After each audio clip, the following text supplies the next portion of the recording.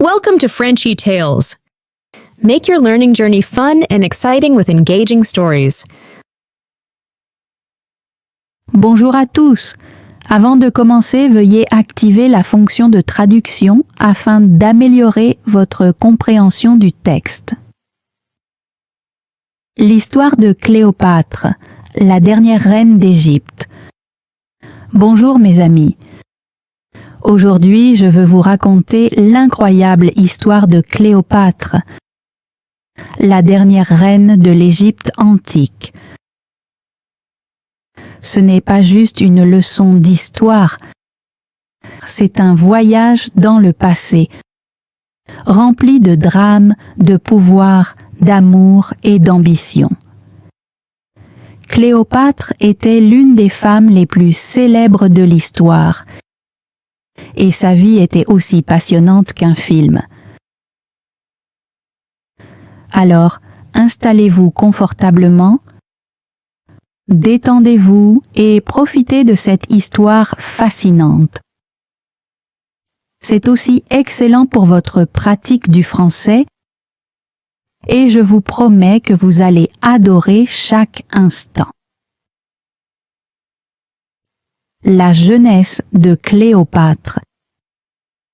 Il y a plus de 2000 ans, en l'an 69 avant Jésus-Christ, une petite fille naquit dans la ville d'Alexandrie, en Égypte. Son nom était Cléopâtre, et elle allait devenir l'une des reines les plus puissantes de l'histoire. Mais avant de régner, elle n'était qu'une enfant avec de grands rêves et un destin hors du commun. Cléopâtre était née dans une famille royale appelée la dynastie ptolémaïque. Sa famille régnait sur l'Égypte depuis de nombreuses années, mais elle n'était pas originaire d'Égypte. Elle venait de Grèce.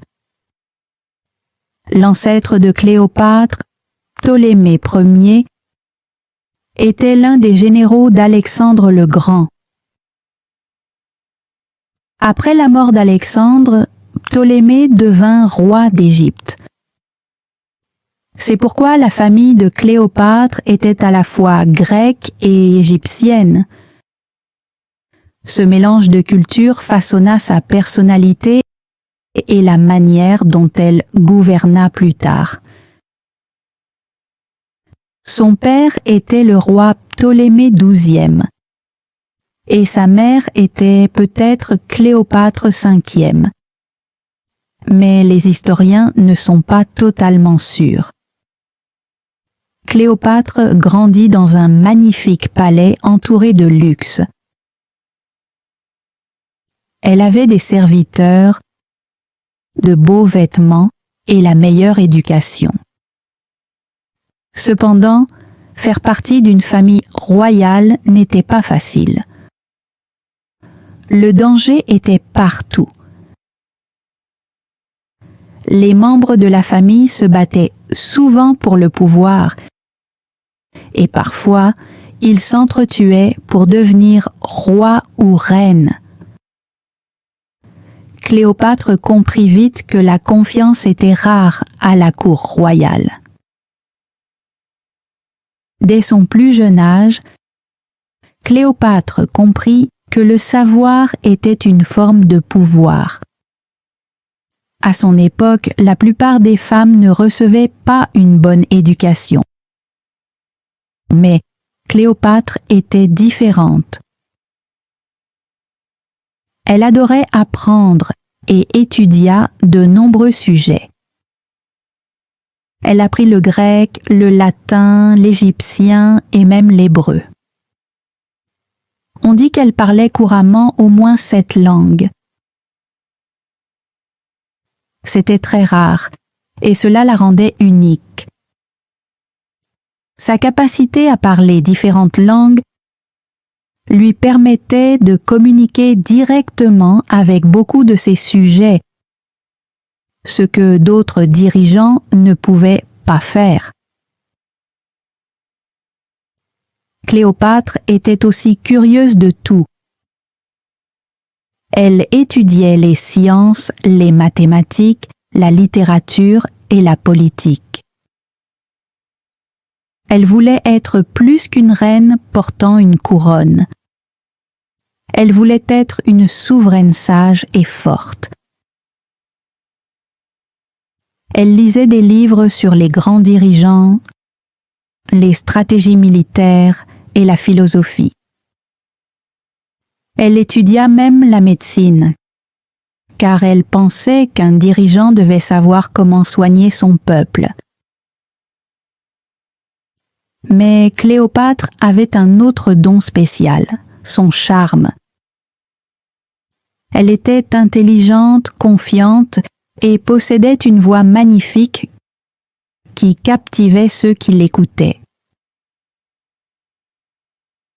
Beaucoup de personnes disaient que sa présence était magnétique et qu'elle avait le don de faire sentir chaque personne importante en sa compagnie. Cependant, l'enfance de Cléopâtre n'était pas toujours heureuse. Son père, le roi Ptolémée XII, n'était pas un dirigeant fort. Beaucoup d'Égyptiens ne l'aimaient pas, car ils le trouvaient faible et trop dépensier. Parfois, la famille de Cléopâtre devait quitter l'Égypte pour rester en sécurité. Ils ont vécu à Rome pendant un certain temps lorsque son père a été forcé de fuir. Très jeune, elle comprit que gouverner un pays signifiait affronter de nombreux ennemis. Elle vit directement à quel point Rome était puissante et comment fonctionnait sa politique, ce qui lui donna un aperçu précieux de la manière de traiter avec les Romains plus tard dans sa vie. Lorsque Cléopâtre eut environ 14 ans, sa vie changea à jamais. Sa mère disparut. Certains disent qu'elle est morte, tandis que d'autres pensent qu'elle a été assassinée. À peu près au même moment, son père tomba gravement malade. Bientôt, Cléopâtre devrait se battre pour le trône. Même si elle était encore adolescente, elle se préparait déjà à devenir reine. Elle observait attentivement tout ce qui se passait dans le palais, apprenant des conseillers et observant comment les souverains géraient les conflits. Une chose qui rendait Cléopâtre différente des autres dirigeants était son amour pour l'Égypte. Bien qu'elle fasse partie d'une famille grecque, elle respectait les traditions égyptiennes. Elle fut la première souveraine ptolémaïque à apprendre la langue égyptienne et se présenta même comme la déesse Isis, une figure puissante de la mythologie égyptienne. Ce lien avec la culture égyptienne la rendit populaire parmi le peuple. Elle portait des vêtements traditionnels égyptiens, pratiquait les coutumes religieuses locales et adopta même les dieux égyptiens dans son règne. Cléopâtre comprenait aussi l'importance de se faire des alliés. Elle savait qu'un dirigeant devait entretenir de solides relations pour conserver son pouvoir. Elle commença à établir des liens avec des personnes influentes, notamment des chefs romains. Plus tard, cela jouerait un rôle majeur dans son règne, car ses relations avec Jules César et Marc-Antoine allait changer le cours de sa vie et de l'histoire de l'Égypte. Quand Cléopâtre devint une jeune femme, elle était prête à régner. Mais gouverner l'Égypte n'allait pas être facile. Elle avait de nombreux ennemis, à la fois à l'intérieur et à l'extérieur de sa famille. Son propre frère, Ptolémée XIII, allait bientôt devenir l'un de ses plus grands rivaux. Elle savait qu'elle devrait être courageuse, intelligente et forte. Cléopâtre devient reine. Cléopâtre n'était pas une fille ordinaire. Dès sa naissance, elle était destinée à régner sur l'Égypte. Mais devenir reine n'était pas facile. Son parcours fut rempli de dangers, de trahisons et de plans ingénieux. Laissez-moi vous raconter l'histoire de comment Cléopâtre est devenue la reine d'Égypte. À 18 ans, Cléopâtre perdit son père, le roi Ptolémée XII. Dans son testament, il déclara que Cléopâtre régnerait sur l'Égypte, mais pas seule. Elle devait partager le trône avec son jeune frère, Ptolémée XIII, qui n'avait que 10 ans. Dans l'Égypte antique, il était courant que des frères et sœurs règnent ensemble, même si l'un d'eux était très jeune. Mais Cléopâtre ne voulait pas partager son pouvoir. Elle croyait être plus capable que son frère. Cléopâtre avait passé des années à étudier les langues, l'histoire et la politique. Elle comprenait comment gouverner un pays.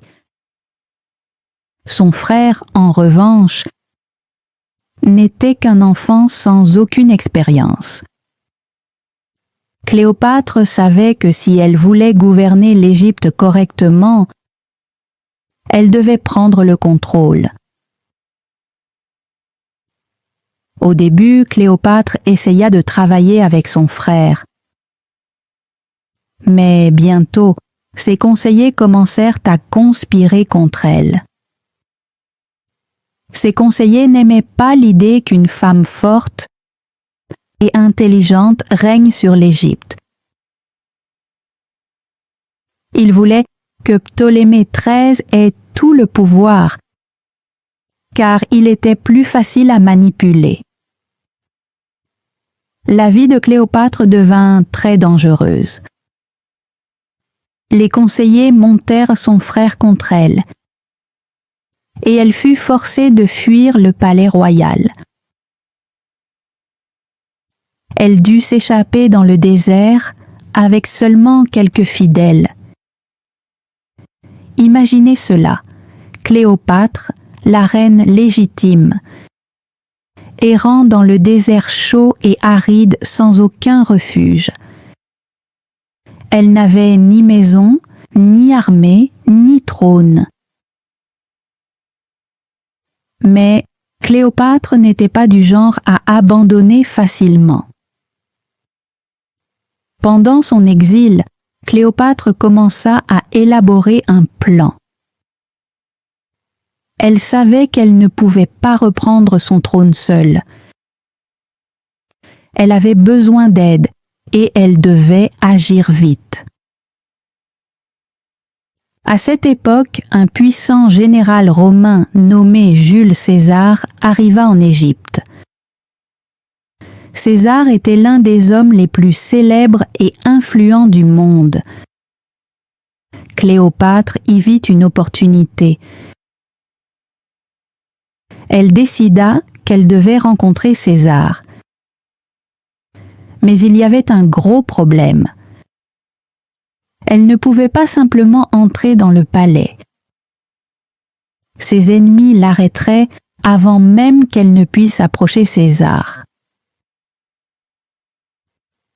Alors, elle imagina une idée audacieuse et ingénieuse. Une nuit, Cléopâtre demanda à l'un de ses fidèles serviteurs de l'enrouler dans un grand tapis. Ensuite, le serviteur transporta le tapis dans les appartements privés de César en prétendant qu'il s'agissait d'un cadeau. Lorsque le tapis fut déroulé, Cléopâtre apparut devant César. Elle était magnifique et sûre d'elle. César fut surpris mais aussi impressionné. Cléopâtre lui parla avec charme et intelligence. Elle lui raconta ses difficultés, son amour pour l'Égypte et son rêve de devenir une grande reine. César comprit que Cléopâtre n'était pas seulement belle, mais aussi intelligente et ambitieuse. Il décida de l'aider à récupérer son trône. Ensemble, Cléopâtre et César préparèrent un plan pour vaincre Ptolémée XIII et ses conseillers. Ils rassemblèrent de leurs forces et se préparèrent à la bataille. Les ennemis de Cléopâtre n'étaient pas assez puissants pour lutter contre elle et César. Après un combat acharné, Ptolémée XIII fut vaincu. Cléopâtre fut enfin restaurée en tant que reine d'Égypte. Mais Cléopâtre ne voulait pas seulement retrouver son trône. Elle avait de plus grands rêves. Elle voulait que l'Égypte redevienne puissante et respectée. Elle commença à travailler en étroite collaboration avec César pour renforcer son pays.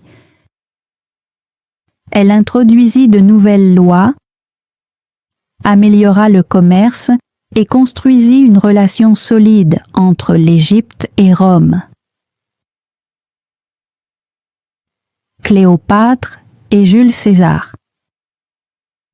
Cléopâtre était désormais la reine d'Égypte, mais sa vie était loin d'être paisible. Elle avait retrouvé son trône grâce à l'aide de Jules César, l'un des hommes les plus puissants de Rome. Cependant, leur histoire ne se résumait pas seulement à la politique. Elle était aussi marquée par l'amour, l'ambition et le danger. Une alliance puissante. Après avoir vaincu son frère, Ptolémée XIII, avec le soutien de César, Cléopâtre devint la personne la plus puissante d'Égypte. Mais elle ne voulait pas seulement gouverner, elle voulait que l'Égypte soit forte et respectée dans le monde entier. Elle savait qu'avec César à ses côtés, elle pourrait réaliser ses rêves. Cléopâtre et César passèrent beaucoup de temps ensemble après la bataille. Elle admirait sa force, son intelligence et son leadership, tandis que César était fasciné par la beauté, le charme et l'esprit vif de Cléopâtre. Bien que César fût bien plus âgé, environ 52 ans et Cléopâtre seulement 21, leur connexion était profonde. Cléopâtre invita César à rester en Égypte et il accepta. Ensemble, ils explorèrent Alexandrie, naviguèrent sur le Nil et partagèrent leur vision pour l'avenir. Cléopâtre lui fit découvrir la richesse de la culture et de l'histoire égyptienne. Et César fut impressionné. Il comprit que l'Égypte n'était pas seulement une terre de pyramides et de déserts, mais aussi une nation puissante et prospère avec un grand potentiel. La naissance d'un prince. En Firtiojouaveset Jésus-Christ, Cléopâtre donna naissance à un fils. Elle le nomma Ptolémée César, mais le peuple l'appelait Césarion, ce qui signifie petit César. Cléopâtre croyait qu'un jour, son fils unirait l'Égypte et Rome pour créer un empire puissant. Elle voulait qu'il devienne un symbole de force et d'unité. Cependant, leur bonheur ne dura pas longtemps. Beaucoup de Romains n'aimaient pas l'influence que Cléopâtre exerçait sur César. Ils craignaient qu'elle ne tente de contrôler Rome à travers lui. Certains allaient même jusqu'à la considérer comme une dangereuse séductrice. Cléopâtre à Rome. Malgré l'opposition, César décida de retourner à Rome et invita Cléopâtre à le rejoindre. Audacieuse et intrépide comme toujours, elle accepta. Cléopâtre arriva à Rome avec faste. Elle chevauchait des chars dorés, amenait des animaux exotiques et était entourée de serviteurs égyptiens. Elle voulait que les Romains voient la richesse et la puissance de l'Égypte. César lui offrit une somptueuse villa à Rome. Elle assista à des banquets, rencontra d'importants dirigeants romains et influença même la mode romaine avec son style égyptien. Cependant, tout le monde ne l'accueillit pas chaleureusement. Les femmes romaines, en particulier, la désapprouvaient parce qu'elle était différente, confiante, élégante et sans peur de se démarquer. Pendant que Cléopâtre était à Rome, César devint encore plus puissant. Il se déclara dictateur à vie, ce qui signifiait qu'il avait un contrôle total sur Rome. Cléopâtre espérait que cela renforcerait leur alliance, mais les tensions grandissaient. L'assassinat de César. De nombreux sénateurs romains étaient mécontents de l'ascension de César. Ils craignaient qu'il ne devienne un roi, ce qui allait à l'encontre des traditions de Rome. En Firtiofirav Dikshwaisiuset, un groupe de sénateurs l'assassina dans le Sénat romain.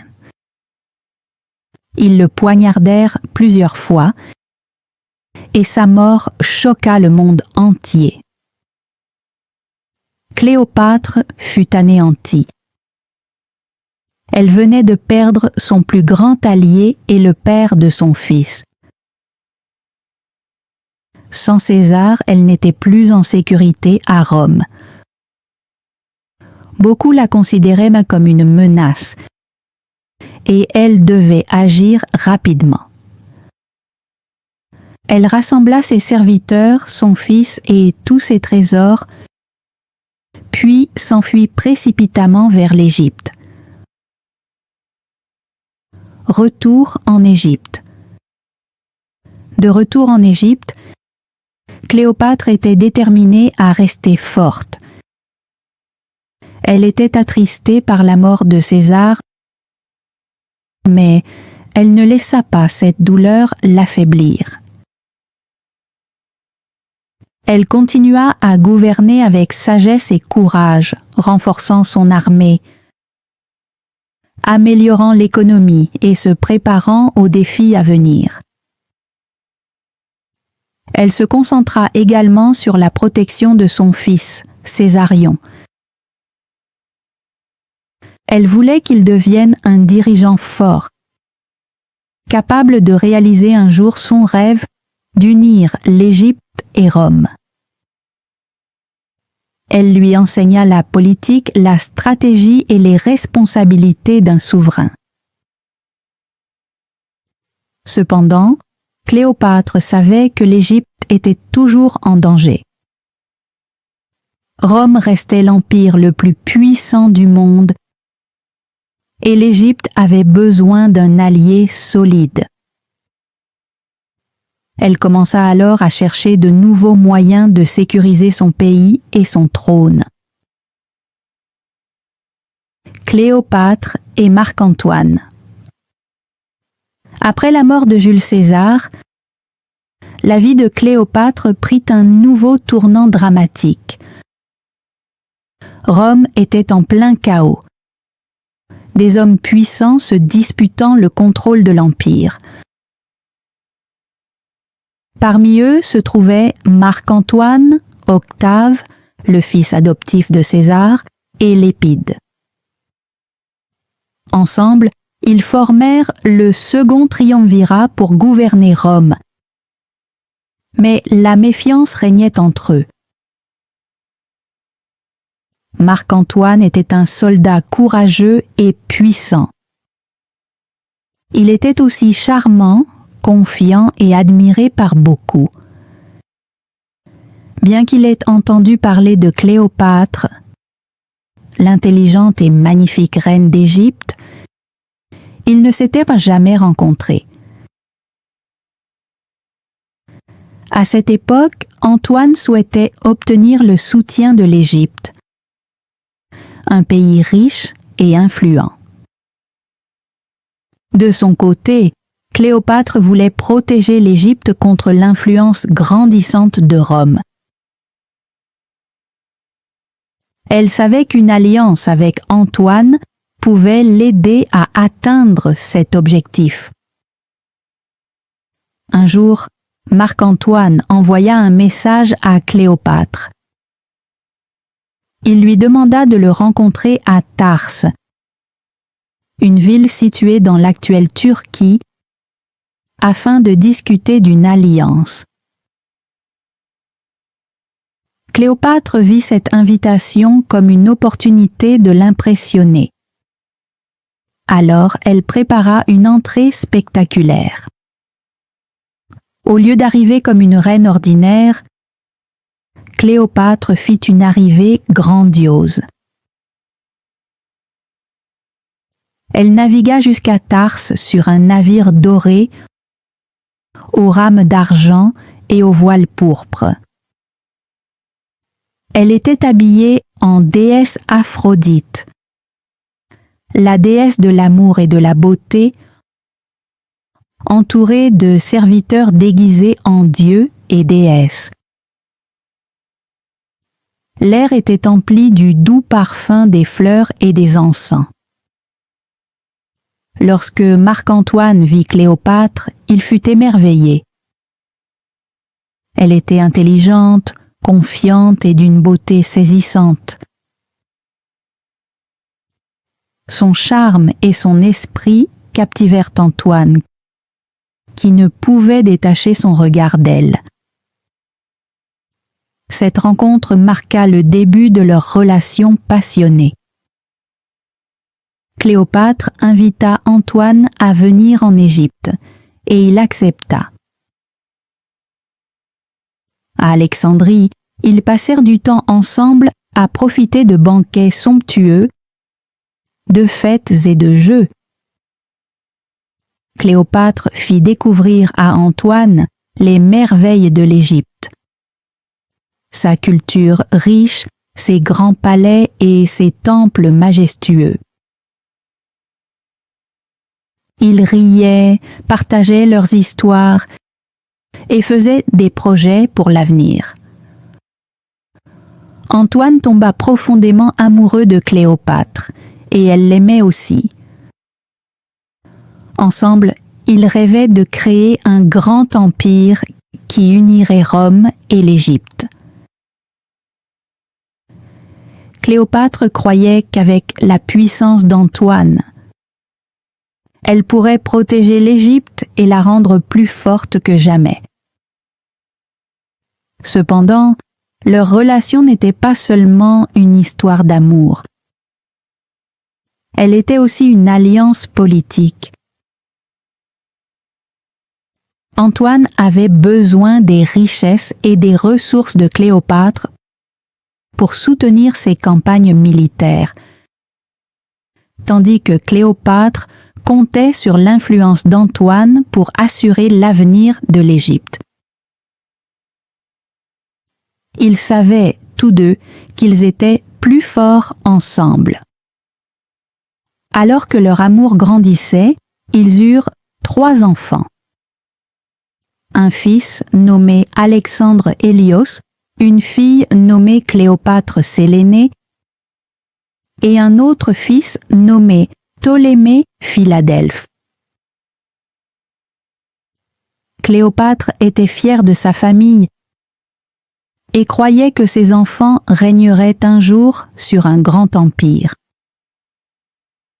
Mais tout le monde n'était pas heureux de leur relation. À Rome, beaucoup étaient en colère, surtout Octavien. Il voyait Cléopâtre comme une menace et l'accusait de vouloir prendre le contrôle de Rome. Il répandit des rumeurs selon lesquelles Cléopâtre avait ensorcelé Antoine avec sa beauté et son charme. L'alliance d'Antoine avec Cléopâtre causa aussi des problèmes dans sa vie personnelle. Il était déjà marié à Octavie, la sœur d'Octavien, mais il choisit de rester avec Cléopâtre. Cela créa des tensions entre Antoine et Octavien, rendant leur conflit encore plus intense. Le conflit entre Antoine et Octavien finit par mener à la guerre. Octavien déclara Cléopâtre et Antoine ennemis de Rome et envoya son armée contre eux. Cléopâtre et Antoine savaient que tout ce qu'ils avaient construit était en danger. Alors ils se préparèrent à la bataille. La chute de Cléopâtre et Marc-Antoine. Cléopâtre et Marc-Antoine étaient prêts à se battre pour leur amour, leurs rêves et leur royaume. Ensemble, ils formaient un couple fort, déterminé à protéger tout ce qu'ils avaient bâti. Mais leurs derniers jours furent remplis de trahison, de chagrin et de courage, créant une histoire qui inspirerait les générations futures. Leur plus grand ennemi, Octavien, était déterminé à les vaincre. Il voulait prendre le contrôle de l'Égypte et empêcher Antoine de gagner plus de pouvoir. L'armée d'Octavien était forte, disciplinée et bien préparée pour la guerre. Mais Cléopâtre et Antoine n'étaient pas prêts à se rendre. Ils décidèrent de riposter lors d'une grande bataille navale. La bataille d'Actium. Antréoque Tréti avait agi près des côtes de la Grèce. Les deux camps s'affrontèrent dans ce qui devint la bataille d'Actium. Cléopâtre amena sa flotte égyptienne et Antoine rassembla ses forces romaines. Il croyait pouvoir gagner. Le jour de la bataille, la mer était remplie de navires, de soldats et d'armes. Les combats étaient intenses et Cléopâtre et Antoine se battirent avec courage. Mais les forces d'Octavien étaient trop puissantes. Puis, un événement inattendu se produisit. Le navire de Cléopâtre fit soudain demi-tour et s'éloigna. Beaucoup pensent qu'elle fit cela pour protéger sa flotte et sa propre vie. Cependant, Antoine mal comprit son geste. Il crut que Cléopâtre l'avait abandonné. Bouleversé et perdu, son armée perdit espoir et commença à se désorganiser. Les troupes d'Octavien profitèrent de cette confusion et remportèrent la bataille. Antoine, anéanti, fut laissé derrière. Retour en Égypte. Antoine retourna en Égypte, désespéré de retrouver Cléopâtre et de comprendre pourquoi elle était partie. Lorsqu'ils se retrouvèrent enfin, Cléopâtre lui expliqua ses actes. Elle lui assura qu'elle ne l'avait pas trahi, mais qu'elle avait seulement cherché à sauver leur vie. Antoine la crut et leur amour resta fort. Mais ils savaient que leurs ennemis se rapprochaient. L'armée d'Octavien les suivit jusqu'en Égypte. Cléopâtre et Antoine tentèrent de défendre Alexandrie, mais ils furent submergés. Ils comprirent qu'ils ne pouvaient pas gagner la guerre, mais ils refusèrent d'abandonner leur amour. Un amour qui dura jusqu'à la fin. Antoine livra une dernière bataille, mais il fut vaincu. Croyant que Cléopâtre était morte, il fut submergé par le chagrin. Désespéré, il se jeta sur son épée. Alors qu'il agonisait, un soldat vint lui dire que Cléopâtre était encore en vie. Ses serviteurs le transportèrent jusqu'à sa cachette. Là, les deux amants partagèrent leurs derniers instants ensemble. Antoine mourut dans les bras de Cléopâtre, la laissant brisée et seule. Cléopâtre savait qu'Octavien allait bientôt la capturer. Elle refusait d'être emmenée à Rome comme prisonnière et d'être humiliée en reine vaincue. C'était une femme fière et digne. Elle décida de prendre son destin en main. Les derniers instants de Cléopâtre. Cléopâtre s'habilla de ses robes royales et de sa couronne. Elle s'entoura de trésors, symboles de son règne.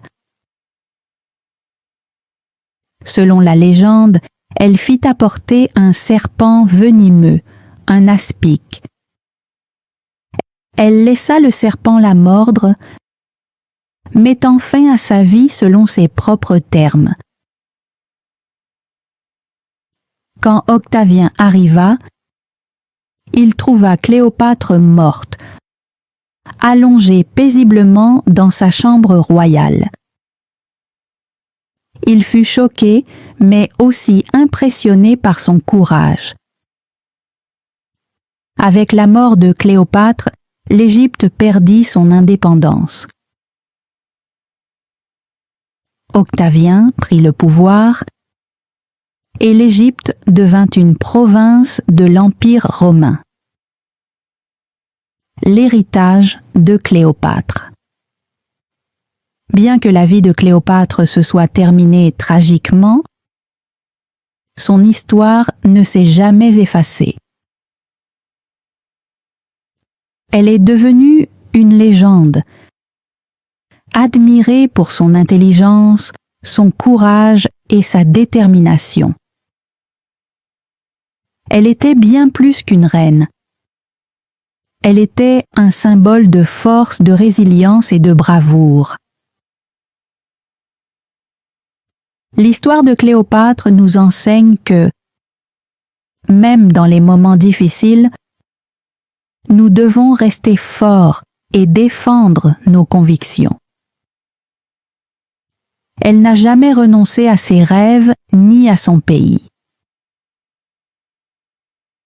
Elle a prouvé au monde que les femmes peuvent être de puissantes dirigeantes, des penseuses et des guerrières. Même dans les instants les plus sombres, nous pouvons affronter nos défis avec courage et dignité. Cléopâtre nous rappelle de ne jamais abandonner, de croire en nous et de prendre en main notre destin. Soyez audacieux, soyez intrépides, soyez comme Cléopâtre. Que l'histoire de Cléopâtre vous inspire à être fort, à rêver grand et à ne jamais laisser la peur vous arrêter. Sa vie fut pleine d'épreuves, mais aussi d'amour, d'espoir et de grandeur. Soyez comme Cléopâtre, audacieux, intrépide et inoubliable.